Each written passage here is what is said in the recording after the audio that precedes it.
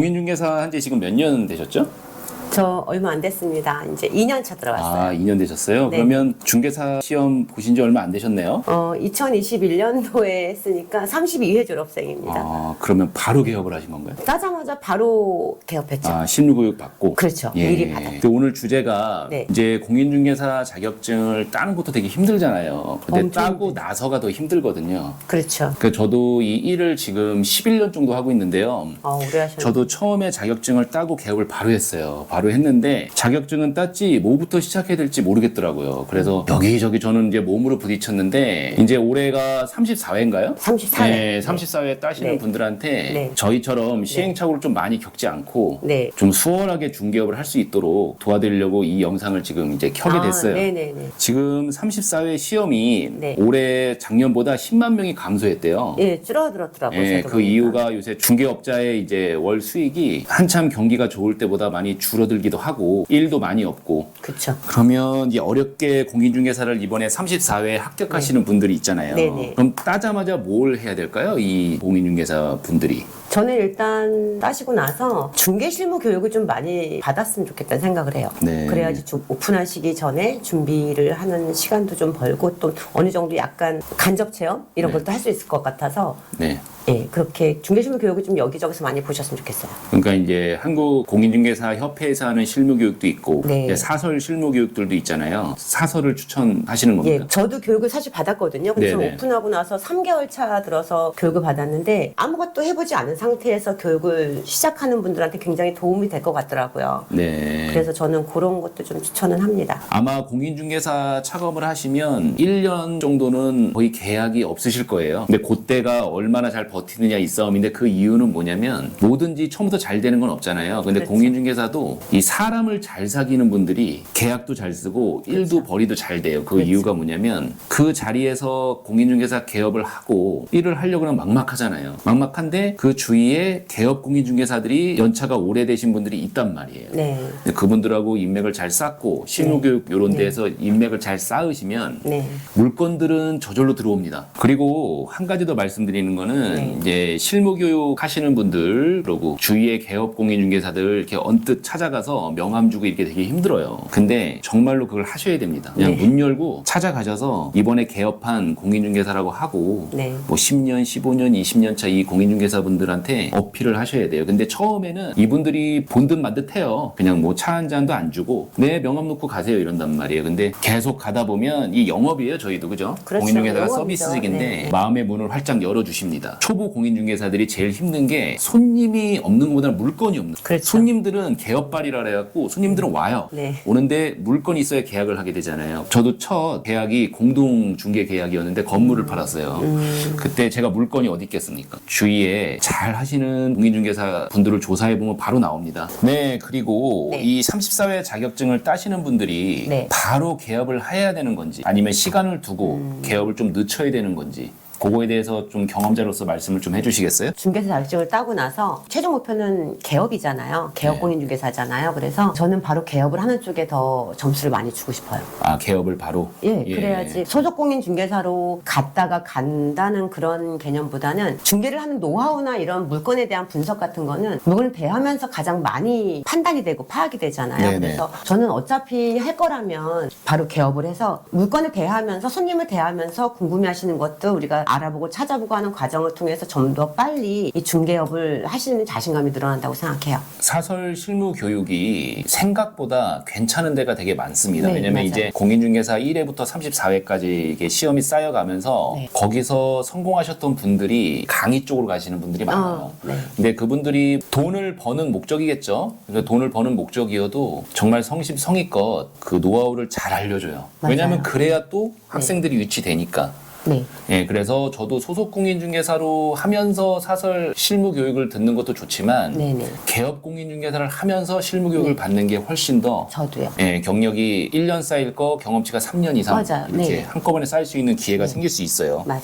처음에도 잠깐 말씀드렸지만 물건하고 손님을 유치해야 되잖아요. 네네. 그중에 제 생각은 물건을 잡는 방법이 이제 공동중개. 주위에 잘하는 개업 공인중개사를 방문해서 서로 친해지면 네. 물건들이 들어온다. 근데 이거 외에도 대표님이 또 나름대로 할 수 있는 방법이 있다고 해서 한번 말씀해 주시겠어요? 저의 경험은 요즘엔 사실 발품 파는 시대가 아니고 손품 파는 시대라고 생각은 하거든요. 물건지로 다니면서 하는 것보다 온라인 마케팅을 위주로 많이 하는 게 가장 효율적이라고 생각을 해요. 네네. 뭐 블로그 마케팅이나 유튜브 이런 것들 통해서도 계속 홍보를 했거든요. 물건을 홍보하는 것보다 나를 홍보하는 게 더 중요한 것 같아요. 아, 나의 가치를, 브랜드를 그렇죠. 만들어라. 예. 네. 저를 홍보하고 이렇게 하면서 더 물건들이 많이 들어왔던 것 같아요. 그러니까 저희가 이제 블로그나 유튜브를 할 때 네네. 물건을 올리잖아요. 네, 맞아요. 저희가 거의 대부분 그 물건들이 바로 계약되는 경우가 없어요. 그죠? 그렇죠. 그 물건들로 인해서 손님이 오시면 그 그렇죠. 물건을 사면 제일 좋겠지만 네네네. 저희가 가지고 있는 물건들을 보고 싶어 하신단 말이에요. 네, 맞아요. 근데 제가 생각했을 때는 어떠한 물건을 제가 갖고 있을 때 원주에만 지금 공인중개사 600명이잖아요. 600개. 아, 600개인데 줄었네요. 700 몇 개였어요, 제 오픈할 많이 때는. 더 줄었을 거예요, 아마. 아, 진짜요? 네, 근데 좋네요. 아니, 네. 알았어, 잘못. 이제 여러분들이 채워주시면 됩니다. 그 물건 한 개를 공인중개사 두세 명이 이렇게 막 갖고 있는 경우가 많잖아요. 아유, 뭐. 그러면 그 손님이 누구한테 갈 거냐 이거죠. 그렇죠. 예. 그렇죠. 똑같은 물건인데 맞아요. 공인중개사는 끼고 계약을 해야 되고 그렇죠. 그런 브랜드가 좋고 가치가 있는 공인중개사한테 찾아갑니다. 네, 근데 그 브랜드를 높일 수 있는 방법은 네. 오프라인도 있겠지만 온라인, 유튜브나 네. 블로그. 네, 그렇죠. 맞아요. 여기서 공인중개사 유튜브들이 많잖아요. 네. 그냥 카메라만 들고 남들 흉내내는 식으로 되는 게 아니고 정말 네. 남들과 다른 차별화된 방법으로 네. 내 브랜드를 살리면 네. 같은 물건을 계약하더라도 나한테 온다. 근데 아마 이제 자격증을 34회 분들이 따시면 네. 유튜브를 제일 먼저 하셔야 될 거예요. 왜냐면 요새는 블로그보다는 유튜브를 하셔야지만 중개 계약이라든지 브랜드를 높일 수 있단 말이에요. 유튜브를 하면서 많은 고민을 많이 해요. 이게 맞아요. 잘하는 방법이 뭘까. 네, 네. 근데 제가 정말 느낀 거는 뭐냐면 제 생각일 수도 있겠지만 네. 정말 중요한 부분인 것 같기도 해요. 책을 많이 보셔야 됩니다. 아, 그렇죠. 예, 책을 많이 보시면 책 내용 안에서 플롯이나 어떤 대사나 이런 게 잡힙니다. 구도가. 어휘나 이런 거. 예, 그리고 잡히고 두 번째로는 영화나 대중문화 작품들을 조금 보셔야 돼요. 예, 그 시리즈물 말고 왜 영화를 보셔야 되냐면 시리즈물은 뭐 예를 들어서 10편짜리 드라마다 그러면 50분씩 하면 뭐 10편이면 10시간이잖아요. 이거는 편집의 이 감각을 좀 살릴 수가 없어요. 그 영화 같은 경우에는 이 10시간, 12시간의 분량을 1시간, 2시간으로 압축해 놓은 거잖아요. 네, 맞아요. 그럼 여기서 감독이 컷 할 때 그 편집되는 요령들이 있어요, 이분들이. 네, 네. 근데 그런 거를 스토리도 중요하지만 그런 거를 유심하게 보다 보면 그게 보입니다. 그 어떤 화면 전환이라든지 편집. 제가 그렇게 뭐 완벽하게 한다는 내용은 아니고 그게 저한테 도움이 많이 됐다는 거예요. 그래서 첫 번째는 텍스트, 이 글을 많이 읽으시는 걸 추천드리고요. 그 다음에 단편 영화라든지 장편 영화 힘드신 분들은 단편 영화 있어요. 15분짜리. 근데 이런 것도 막 컷이 엄청 많은 작품들이 있거든요. 편집이 많고. 이런 단편 영화들을 계속 보다 보면 좀 감각이 생기실 수도 있어요. 되게 노력 많이 하시잖아요. 네. 좀 더 잘해보려고 하는데. 프로페셔널해 보이셔서 되게 좋으세요. 근데 처음에 저도 이제 유튜브 할 때 네네. 처음에 막 오프닝 넣고 중간에 잘 보이려고 막 노력을 되게 많이 했는데 네네. 이걸 다 빼야 됩니다. 맞아요. 네, 군더더기를 다 빼고 알찬 정보만 넣도록 노력을 많이 했는데 이게 잘 안 돼요. 그래서 그래도 편집하고 촬영하고 한 1년 정도 진행하시다 보면 이게 보이잖아요. 그죠? 다른 구도로 카메라도 한번 옮겨보고 말도 다르게 해보고 그다음에 스튜디오에서도 해보고 야외에서도 해보고 그죠? 그런 게 경험이 그러니까 무조건 저희 공인중개사뿐만이 아니고 이 세상 모든 일은 한꺼번에 되는 건 없는 것 같아요. 맞아요. 경험이 쌓이고 맞아요. 네. 내가 실패도 해보고 막 네. 까이고 넘어지고 네. 그러다 보면 이제 올라가는 것 같아요. 그쵸. 자격증을 따면 네. 업종 선택을 해야 되잖아요. 아, 네네. 그 업종 선택은 어떤 네. 식으로 처음에 진행하셨는지 좀 말씀해 주시겠어요? 되게 중요한 부분이잖아요. 이제 무전 부동산이라는 거는 뭐 토지도 있고 뭐 아파트 뭐 상가 이런 거 되게 많은데 자기한테 맞는 게 제일 중요한 것 같아요. 처음에 토지를 선택한 거는 제 성향에 되게 맞았던 거기 때문에 선택한 거거든요. 제가 토지 잘하는 것도 아니고 그냥 저는 드라이브 하듯이 여행하면서 하는 느낌으로 다니는 게 좋았기 때문에 토지를 선택한 거고요. 그리고 주변에서 다 말렸어요. 아니 어디 여자가 무슨 알지도 못한 토지를 하냐고 다들 아파트 시장하라고 다들 그러셨는데 저는 제가 지금도 토지 선택한 거는 저한테 가장 맞는 거라고 생각해요. 네. 그래서 저는 자기가 좋아하는 분야를 하는 게 제일 좋을 것 같아요. 토지를 하실 분들한테 네. 좀 저도 이제 토지를 하고 있어요. 있으니까. 네네. 토지를 하실 분들한테 제일 중요한 점은 지금 어느 과목이 제일 어려우신가요? 공법이죠. 이 공법을 잘해야 됩니다. 토지 세법. 하실 분들은 세법, 그죠? 세법도 세법이 있고. 어려워요. 네, 근데 저는 지금 와서 느끼는 거는 네. 공법을 처음 배울 때는 도대체 네. 이걸 왜 외워야 되는지 이런 생각이 들잖아요. 네네. 계획관리지 뭐 주상공록 네네. 뭐 이런 거 배우잖아요. 네. 근데 실무에서는 유용한 정도가 아니고 그냥 실무입니다. 공법 자체가. 네네. 사실 민법은 저희가 실무에서 쓸 게 없잖아요. 근데 공법은 바로 다이렉트로 실무예요. 그래서 공법 점수가 잘 나오시거나 공법이 재밌으신 분들은 토지를 적극 추천드립니다. 추천드리자면 이제 원룸 건물을 하시는 분들이 아무래도 많을 거예요. 처음에 시작할 때 원룸, 투룸 이런 네네. 직방 다방에 광고를 네네. 해서 하시는 분들이 많은데 네. 이게 맞습니다. 원래는. 제가 왜 그러냐면 매매 계약을 하기가 그렇게 쉽지가 않아요. 처음에 다가구 주택이라 그러죠. 네. 원룸 월세 계약을 하다 보면 이게 장점이 뭐가 있냐면 그 지역에 있는 건물주 번호랑 이름을 다 따게 됩니다. 그렇죠. 원룸을 한 6개월, 1년 열심히 하시면 네. 건물주 번호를 다 따요. 그렇죠. 그러면 그때 비로소 건물을 중개할 수 있는 준비가 되는 겁니다. 그렇죠. 네. 그래서 원투룸을 제일 먼저 시작하시는 게 제일 좋고요. 그 건물주 번호들이 자산이에요. 큰 자산이에요, 정말로. 그렇죠. 네, 맞아요. 큰 자산이고 상가는 네. 제가 봤을 때는 온라인을 위주로 하시는 분들보다는 오프라인을 좋아하시는 활동적인 분들, 그렇죠. 예. 이런 분들 그러던 상가는 90% 플랜카드입니다. 근데 플랜카드를 걸 수 있는 거는 임대 이렇게 써 있는. 그렇죠. 임대 이렇게 플랜카드를 걸어야 되는데 일단 그 건물주 번호를 알아야 되고 네. 그 원룸 하시는 분들이 상가로 넘어가는 경우들이 많아요.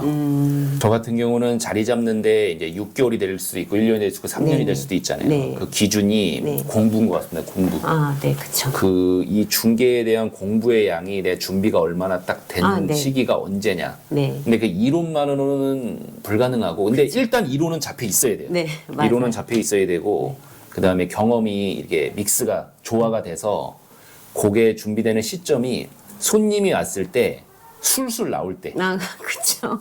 그냥 맞아요. 그러고 그 사람 생각을 읽을 수 있을 때 그 사람 생각을 그러니까 뭐 무당처럼 읽는다는 건 아니고 네네네.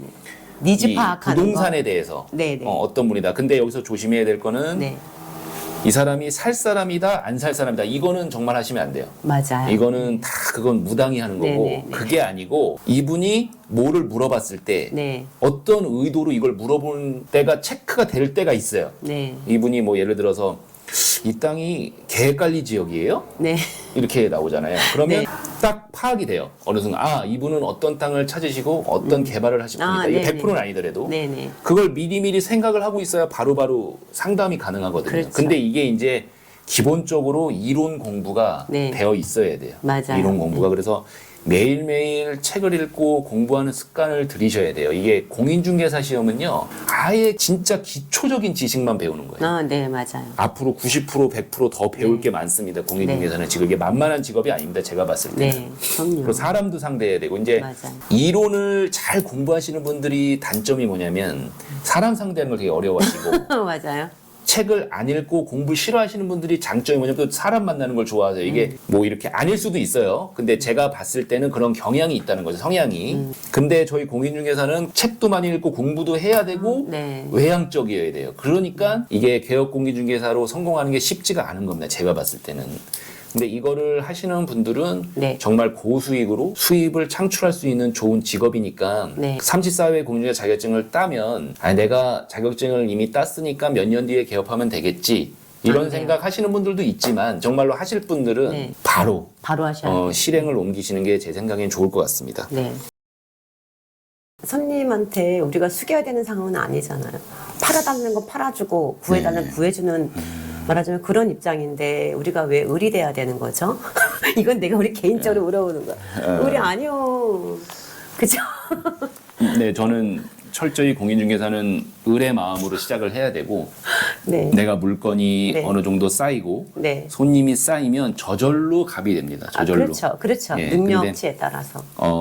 의사나 변호사나 뭐 이런 자격증처럼 딱 그냥 누가 들었을 때 그 네. 사람의 권위가 생기진 않아요, 솔직히. 권위가 생기진 않고 제 생각은 그래요. 그래서 공인중개사 자격증을 따면 네. 뭘 하시라고요?